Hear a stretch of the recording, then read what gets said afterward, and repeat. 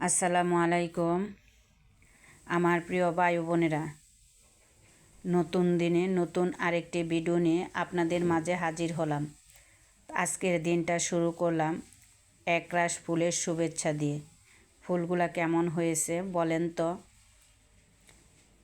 আমাকে এটা গিফট দিয়েছে, উপহার পেয়েছি এরকম একটা ফুলের তোড়া। এরকম একটা ফুলের তোড়া পেতে কার না ভালো লাগে বলেন তো? আমার তো খুবই ভালো লাগতেছে। তো প্রতিদিনের মতো আজও একটা নতুন ভিডিও নিয়ে আপনাদের মাঝে হাজির হলাম। তো সকাল থেকে ভিডিওটা শুরু করলাম। প্রথমে আমি বিছনাগুলা গুছাই নিতেছি।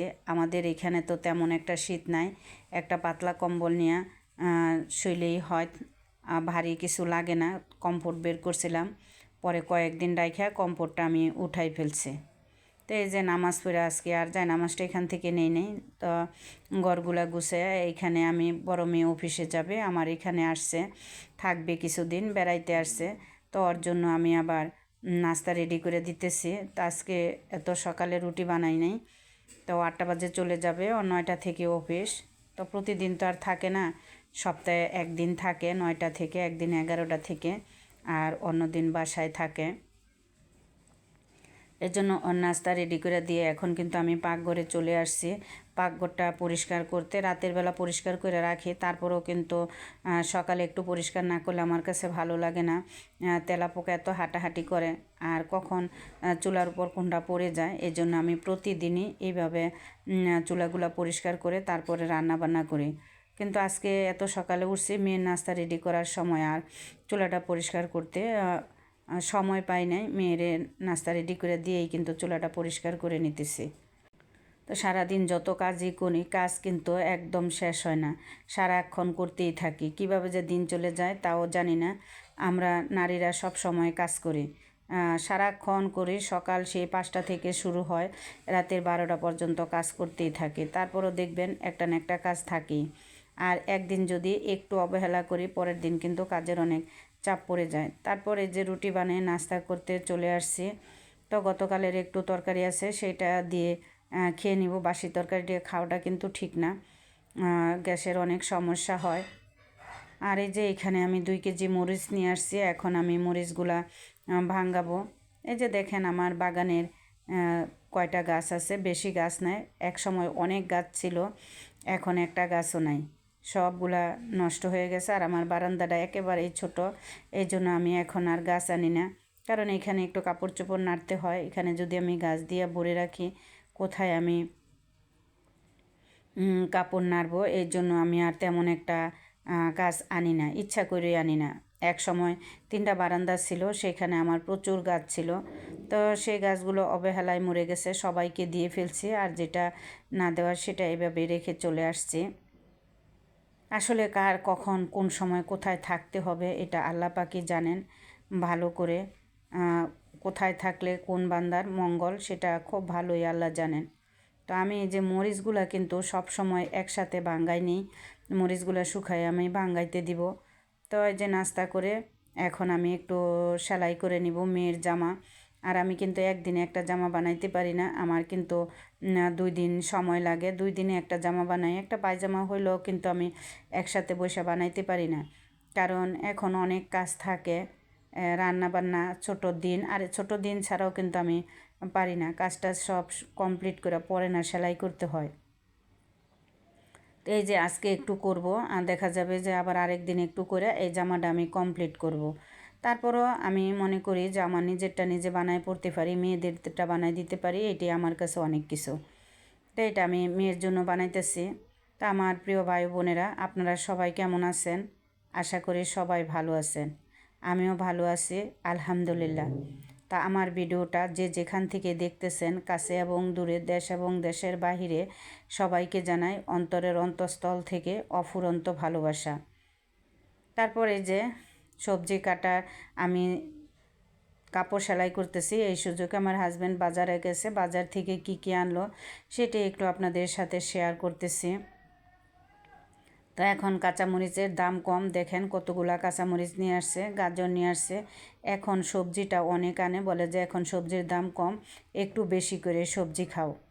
তো এই জন্য আমিও রান্না করি, বেশি করে সবজিটা কিন্তু খুব উপকার। আবার যখন দাম বেশি হবে তখন একটু সবজি খাওয়া কমাই দিব। তো এরকমই করি আমি সব সময়, যখন আমার সবজির দাম কমে তখন আমি বেশি খাই, যখন সবজির দামটা বেড়ে যায় তখন আমি কম খাই। শুধু সবজির দামটাই কিন্তু কম, আর সব কিছুর দামই কিন্তু এখন বেশি। চাউল ডাউল যা আছে সব কিছুর দামই কিন্তু আস্তে আস্তে বাড়তেছে। এখন মৌসুমি সবজি এই জন্য একটু কম, কয়দিন পরে দেখা যাবে আবার সবজির দামটা বেড়ে গেছে। কি করব, তারপরও যেভাবেই হোক চলতে হবে, কিছু করার তো নাই। তো আমার ভিডিওটা দেখতে দেখতে যদি আমার কোনো কথায় বা কাজে আপনাদের এতটুকু মন ছুঁয়ে যায়, তাহলে আমার চ্যানেলটা সাবস্ক্রাইব করে পাশে থাকা বেল আইকনটা অন করে দিবেন।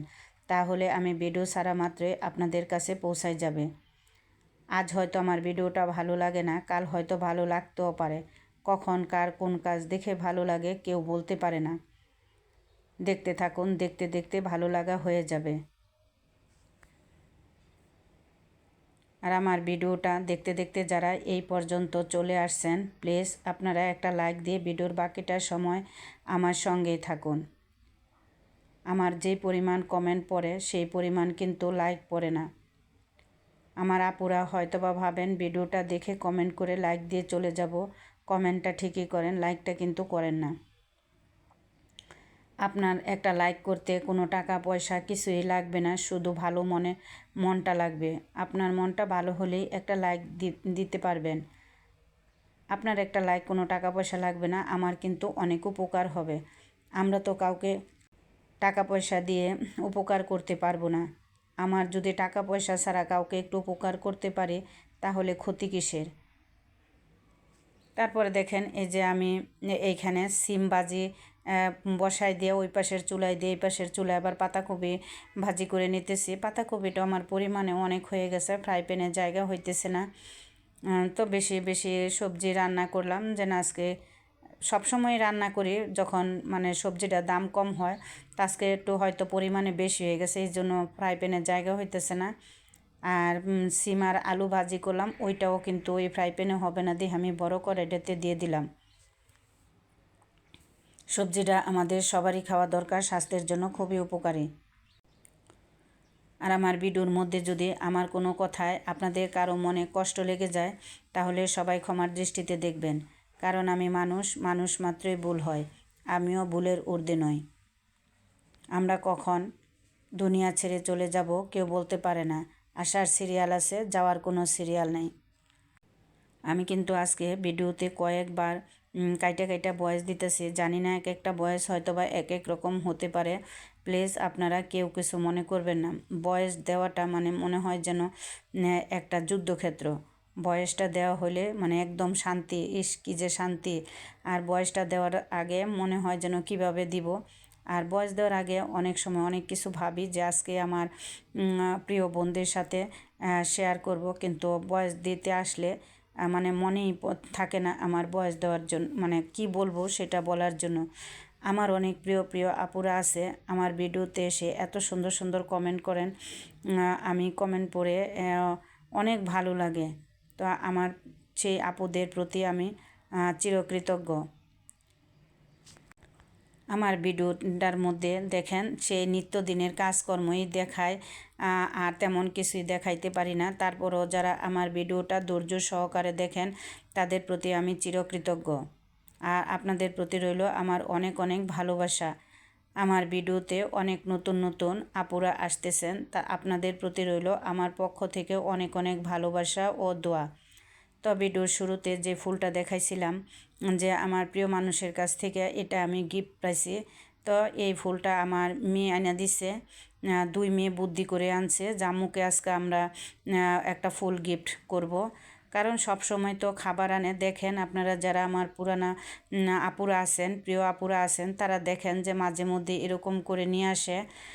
তো এবার বলতেছে যে না চলো এই সপ্তাহে আম্মুকে একটা ফুল গিফট করি, মানে উপহার দেই। তো এই জন্য দুই মেয়ে বুদ্ধি করে তারপরে আমার জন্য এই ফুলের তোড়াটা নিয়ে আসছে। তো আমার কাছে তো খুবই ভালো লাগতেছে। তারপর আমি বললাম যে এতগুলা ফুল না দিলেও হয়তো, তোমরা 2টা 3টা আনতা। বলে যে না আম্মু, আব্বু তো সব সময় দেখি তোমাকে 2টা 3টা ফুল দেয়, কখনো তো আব্বুকে দেখি নাই এত বড় একটা ফুলের তোরা তোমাকে দিতে। তো এই জন্য ভাবলাম যে আমরা এই 2 বোনে দিই, তোমাকে তো দেওয়ার আর কেউ নাই আমরা ছাড়া, তাই তোমাকে আমরা এই ফুলের তোড়াটা দিলাম, তুমি রাগ করো না আম্মু। না, আমি আবার বললাম কি দরকার ছিল, কতগুলা টাকা মানে গেল এই ফুলগুলো আনতে, তোমরা 2 জনে 2টা ফুল আনলেই তো হইতো, বা 100 টাকা দিয়ে এক গুচ্ছ রজনীগন্ধা আনলেই হইতো। বলে যে আম্মু তোমাকে রজনীগন্ধা এনে দিব, আমাদের মন চাইছে তাই তোমাকে একটা ফুলের একটা তোড়া উপহার দিলাম। তারপরে মনে মনে তো খুশি হয়েছি, কিন্তু মুখে বলছি না কোনো দরকার ছিল না, অনেকগুলা টাকা নষ্ট হয়েছে, আমি বুড়া মানুষ, কি দরকার। বলে যে না আম্মু তোমারই তো দরকার, মাঝে মধ্যে দিলে ভালো লাগবে তোমার। সত্যি অনেক ভালো লাগছে। আসলে কি আমরা আমার বাবা মাকে কোনো দিন এরকম উপহার দিছি? কখনোই দিই নাই। আমরা মনে ভাবিও নাই, কখনো বলিও নাই মা বাবা তোমাকে অনেক ভালোবাসি। মাকে এখন অনেক বলা হয়, বাবাকে কখনো কোনো দিনও বলি নাই যে বাবা তোমাকে অনেক ভালোবাসি। বললে হয়তো আমার বাবা অনেক বেশি খুশি হতেন, আমার বাবা আমাকে অনেক বেশি ভালোবাসতেন। আমি আমার বাবা মায়ের বড় সন্তান, বাবা অনেক ভালোবাসতেন। বাবার কথা বলতে গেলে বলতে পারি না, আবেগে আপ্লুত হয়ে যায়। আজ আমার মাঝে আমার বাবা নাই, আমার বাবার জন্য সবাই দোয়া করবেন। আমি অনেকবার কেটে কেটে বয়স দিছি, কারণ বাবার কথা যখনই বলি তখনও জানি আমি কেমন হয়ে যাই, তো এই জন্য বলতে পারি না। তো বাবার জন্য সবাই দোয়া করবেন, আমিও আমার বাবার জন্য অনেক দোয়া করি। তো দেখতে দেখতে ভিডিওর শেষের দিকে চলে আসলাম, গোসল করে নামাজ পড়ে খেতে আসলাম। আপনারা সবাই আসুন আমার সাথে খেতে খেতে খেতে আপনাদের কাছ থেকে বিদায় নিতেছি। সবাই ভালো থাকবেন, সুস্থ থাকবেন, নিজের প্রতি খেয়াল রাখবেন। আসসালামু আলাইকুম।